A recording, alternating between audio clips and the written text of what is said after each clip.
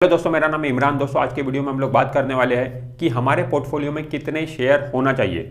मतलब एक ideal portfolio क्या होना चाहिए, कितने नंबर ऑफ शेयर हमारे पोर्टफोलियो में होना चाहिए। इसी मुद्दे पर आज के वीडियो में हम लोग बात करने वाले हैं। तो ये वीडियो आप स्टार्टिंग से लेकर एंड तक पूरा देखिएगा। चलिए फ्रेंड्स, वीडियो शुरू करते हैं। फ्रेंड्स देखिए, अगर मैं बोलूँ हमारे पोर्टफोलियो में कितने शेयर होना चाहिए, तो हमारे पोर्टफोलियो में 15-20 स्टॉक होने चाहिए। मतलब 15-20 कंपनियों के शेयर हमारे पोर्टफोलियो में होने चाहिए, उससे ज़्यादा नहीं होने चाहिए। क्योंकि दोस्तों हमें अपने पोर्टफोलियो में सिर्फ शेयर रखना नहीं है, बल्कि उन शेयर को मैनेज भी करना है, हैंडल भी करना है। उनमें कौन सी न्यूज़ है उसके बेसिस पे हमें रिएक्ट भी करना है, ठीक है। शेयर पर नज़र भी रखना है। तो हमारा मैनेजमेंट ठीक से होना चाहिए हमारे शेयर के ऊपर। इसीलिए हमारी जो नंबर ऑफ मतलब शेयर है वो 15-20 शेयर से ज़्यादा नहीं होना चाहिए। मतलब 15-20 कंपनियों के शेयर हमारे पास में होना चाहिए, उससे ज़्यादा नहीं होने चाहिए। उससे ज़्यादा होंगे तो हम उसे ठीक से मैनेज नहीं कर पाएंगे, और उससे कम भी नहीं होने चाहिए, क्योंकि डाइवर्सिफाइड हमारा पोर्टफोलियो डाइवर्सिफाइड भी होना चाहिए। ये बहुत ज़रूरी है, हमारा पोर्टफोलियो डाइवर्सिफाइड होना चाहिए। जब हम अपने पोर्टफोलियो को डाइवर्सिफाइड बनाते हैं तो उससे क्या होता है, हमारा जो रिस्क है वो मिनिमाइज होता है। क्योंकि अलग अलग शेयर में हमारे पैसे लगे होते हैं, उससे क्या होता है, रिस्क मिनिमाइज होता है। मतलब कोई कंपनी अगर खराब परफॉर्म कर रही है, कोई कंपनी नीचे डूब भी गई मान लो, तो बाकी कंपनी के शेयर आपके पास में रहेंगे। तो उससे क्या है कि उस एक कंपनी का लॉस बाकी कंपनी आपको रिकवर करके दे देती है, ठीक है। तो इसीलिए हमारा जो पोर्टफोलियो डाइवर्सिफाइड होना चाहिए। मतलब हमारे पोर्टफोलियो में हर सेक्टर के शेयर तकरीबन होने चाहिए, ठीक है। अगर 15-20 शेयर हम खरीद रहे हैं अपने पोर्टफोलियो के लिए, तो इंडियन स्टॉक मार्केट में जितने सेक्टर है, तो आप कोशिश करिए कि हर सेक्टर से एक शेयर तो भी आपके पोर्टफोलियो में होना चाहिए। क्योंकि दोस्तों होता क्या है कि हर सेक्टर की अपनी एक साइकिल आती है, ठीक है। कभी बैंकिंग अच्छा करता है, कभी फार्मा अच्छा करता है, कभी आईटी अच्छा करता है, कभी एफएमसीजी अच्छा करता है। तो हर सेक्टर की अपनी एक साइकिल आती है, तो उस साइकिल का भी बेनिफिट आपको मिलता है। तो इसीलिए अपने पोर्टफोलियो को आप डाइवर्सिफाइड रखिए, ताकि आपका रिस्क भी मिनिमाइज हो, और हर सेक्टर की अपनी एक साइकिल आती है, उसका भी बेनिफिट आपको मिले। लोग अक्सर क्या करते हैं दोस्तों, नॉर्मली कोई भी शेयर वो लोग खरीदते हैं, ट्रेडिंग के लिए खरीदते हैं, ठीक है। उन्होंने शेयर खरीद लिया ट्रेडिंग के लिए, अब वो ट्रेडिंग में चला नहीं, ठीक है। लाइक उन्होंने इंट्राडे के लिए खरीद लिया, चला नहीं, तो फिर उसको होल्ड कर लेते हैं, ठीक है। मतलब खरीदा था ट्रेडिंग के लिए, अब उसको उन्होंने होल्ड कर लिया, अब वो बन गए इन्वेस्टर, ठीक है। उसको लॉन्ग टर्म के लिए होल्ड कर लेते हैं, वो नुकसान में बेचना नहीं चाहते हैं। वो फिर सोचते हैं कि जब इसका भाव बढ़ेगा तभी हम इसको बेचेंगे।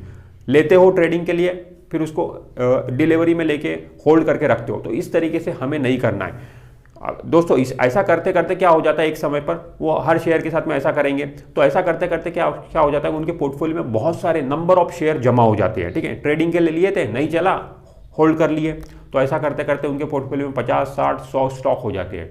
इतने ज़्यादा स्टॉक अगर आपके पोर्टफोलियो में रहेंगे तो आप उसको ठीक से मैनेज ही नहीं कर पाएंगे। तो इसीलिए जब भी आप कोई शेयर ट्रेडिंग के लिए लो, तो जब भी आप ट्रेडिंग के लिए लेते हो, तो उसमें एक स्टॉप लॉस जरूर होता है। तो स्टॉप लॉस को आपको ध्यान में रखना चाहिए, और स्टॉप लॉस पे अगर शेयर का भाव आ रहा है तो वहाँ पे आपको लॉस बुक करके बाहर निकल जाना चाहिए। वो शेयर को अपने पोर्टफोलियो में नहीं रखना चाहिए। अगर आपने ट्रेडिंग के लिए लिया है तो उसको ट्रेडिंग करके ही बाहर निकालिए, ठीक है। इन्वेस्टमेंट के लिए लिया है तो फिर उसको लॉन्ग टर्म के लिए होल्ड करिए। ट्रेडिंग और इन्वेस्टमेंट ये दोनों को कभी भी हमें मिक्स नहीं करना चाहिए। ट्रेडिंग एक अलग चीज़ है, इन्वेस्टमेंट एक अलग चीज़ है, ठीक है। दोनों को अलग अलग ही हमें ट्रीट करना चाहिए।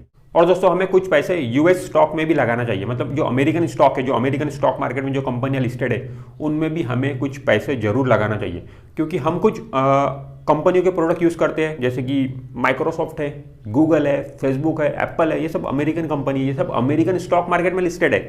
तो इन कंपनियों के शेयर में भी हमें जरूर पैसे लगाना चाहिए। हम खुद इन कंपनियों के प्रोडक्ट यूज़ करते हैं, और हम खुद जानते हैं कि इनके प्रोडक्ट में दम है, और कई सालों से चल रहे हैं, आगे भी चलेंगे, ठीक है। तो ऐसे कंपनियों के शेयर हमें जरूर खरीदना चाहिए। बस वो यूएस स्टॉक में आएगा, तो यूएस स्टॉक में भी हमें कुछ पैसा जरूर लगाना चाहिए। मतलब एक 10%, 20% इतना पैसा हम जरूर यूएस के स्टॉक मार्केट में लगा सकते हैं, ठीक है।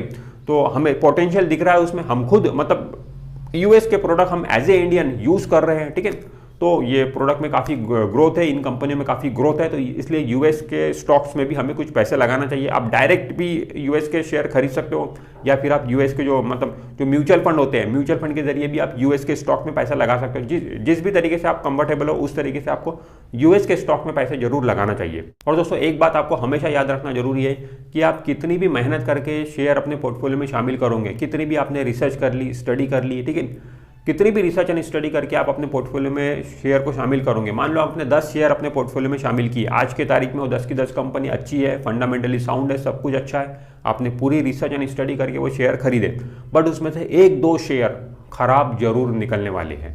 ये आप पहले दिन से ही मान कर चलिएगा। ऐसा होता ही है दोस्तों, क्योंकि दोस्तों जो शेयर के जो फंडामेंटल होते हैं वो हमेशा सेम नहीं रहते हैं, वो बदलते रहते हैं, ठीक है, वो खराब भी हो सकते हैं। हमने खुद देखा DHFL, यस बैंक, इनके भी फंडामेंटल एक जमाने में बहुत अच्छे थे, लोगों ने भी DHFL, यस बैंक को लॉन्ग टर्म के लिए अपने पोर्टफोलियो में होल्ड करके रखा था, ठीक है। जब लिया तब कंपनी अच्छी थी, बट आगे जाके फंडामेंटल खराब हो जाएंगे ये किसे पता था, किसी को भी नहीं पता था। तो दोस्तों एक्सीडेंट कभी भी हो सकता है, किसके भी साथ हो सकता है, इसीलिए हमें ये बिल्कुल मानकर नहीं चलना चाहिए कि ये मैंने 10 शेयर अपने पोर्टफोलियो में अब शामिल कर लिए तो ये जिंदगी भर तक मैं इसे होल्ड करूंगा। नहीं, फंडामेंटल जब तक उस कंपनी के अच्छे हैं तब तक आप उसे होल्ड करिए, बिल्कुल करिए, बट जब फंडामेंटल कंपनी के खराब हो रहे हैं, कंपनी परफॉर्म नहीं कर रही है, तो फिर वहां से आपको बाहर निकलने का सोचना चाहिए, ठीक है। और आपको इसके लिए नज़र बनाए रखना पड़ेगा अपने शेयर पर, अपने पोर्टफोलियो पर, रेगुलर बेसिस पर मतलब मैं रोज रोज नज़र बनाने की बात नहीं कर रहा हूँ, बट हफ्ते में 10 दिन 15 दिन में जरूर हमें अपना पोर्टफोलियो भी चेक करना चाहिए, अपने परफॉर्मेंस को देखना चाहिए, उस हिसाब से हमें एक्शन लेना चाहिए। और दोस्तों मान लो आपने अपना पोर्टफोलियो बना लिया, 10 शेयर 15 शेयर अपने पोर्टफोलियो में शामिल कर लिए, ठीक है। उसके बाद में आपको रिव्यू जरूर करना चाहिए, मतलब जो आपने पोर्टफोलियो बना लिया, जो कंपनी अपने पोर्टफोलियो में आपने शामिल किए, वो कंपनियां खरीदने के बाद आपको 1 साल हो चुका है, 2 साल हो चुका है, ठीक है। अब उसमें आप ये देखिए कि कौन सी कंपनी परफॉर्म नहीं कर रही है, 2 साल हो गए फिर भी कंपनी परफॉर्म नहीं कर रही, आपने जो भाव पे लिया था वहां से भी नीचे है। अब 2 साल का समय तो एक अच्छा खासा समय होता है, परफॉर्म करना चाहिए कंपनी ने, कंपनी परफॉर्म नहीं कर रही तो मे भी कुछ रीजन हो सकते हैं, ठीक है। तो आपको एक्शन लेना चाहिए इस केस में। अगर वो 2 साल हो गए फिर भी कंपनी परफॉर्म नहीं कर रही है, आपको प्रॉफिट नहीं दे रही है, तो आपको उस कंपनी को बाहर निकाल देना चाहिए, अपने पोर्टफोलियो से बाहर निकाल देना चाहिए और दूसरी कंपनी को शामिल करना चाहिए। क्योंकि दोस्तों हमें अपने पोर्टफोलियो में हमेशा हीरे रखना है, डायमंड रखना है, ठीक है। हमें अपने पोर्टफोलियो में हमेशा हीरे रखना है, ठीक है, और ऐसे हीरे रखना है जो चमकते रहे, ठीक है, चमकने वाले हीरे रखना है। मतलब जो चमक नहीं रहे, ठीक है, जो चमकना बंद हो गए उन्हें हमें अपने पोर्टफोलियो से बाहर कर देना है, ठीक है। हमारे पोर्टफोलियो में हमेशा हीरे रहने चाहिए और चमकते हुए हीरे रहने चाहिए, ठीक है, तभी हमारा पोर्टफोलियो भी चमकता रहेगा और हमें भी चमकाते रहेगा। तो दोस्तों आज के वीडियो में हमने बात की कि हमें अपने पोर्टफोलियो में कितने शेयर रखना चाहिए, एक आइडियल नंबर क्या है। आइडियल नंबर यही है 15-20 शेयर, ठीक है, उससे ज़्यादा शेयर हमारे पोर्टफोलियो में नहीं होने चाहिए और उससे कम भी नहीं होने चाहिए, 10 से कम भी मैं नहीं मानता कि 10 से कम शेयर हमारे पोर्टफोलियो में होने चाहिए, क्योंकि डाइवर्सिफिकेशन भी तो जरूरी है। तो दोस्तों आज के वीडियो में इतना ही। अगर ये वीडियो आपको अच्छा लगा है तो वीडियो को लाइक जरूर कर दीजिए और आपने अभी तक हमारे चैनल को सब्सक्राइब नहीं किया है तो चैनल को सब्सक्राइब करके बेल आइकॉन जरूर प्रेस कर दीजिए। मैं मिलता हूं आपसे नेक्स्ट वीडियो में, तब तक के लिए बाय बाय।